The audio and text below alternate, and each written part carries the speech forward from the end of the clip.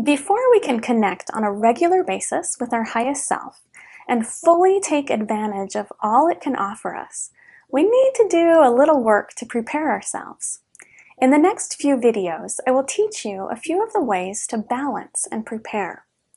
Before moving on, please take a few minutes to contemplate the question I'm about to ask. Let the answers flow through your mind without judgment. After 2 or 3 minutes of meditative silence, take out a pencil and write down the answers. There are no right or wrong answers. Simply observe the thoughts that come. After I ask the question, pause the class, close your eyes, and wait for the insight. You may even want to give yourself until tomorrow to continue the course, to allow pondering on the question and jotting down any answers that come.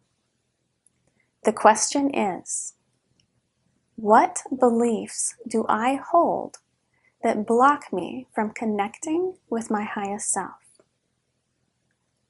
Again, what beliefs do I hold that block me from connecting with my highest self?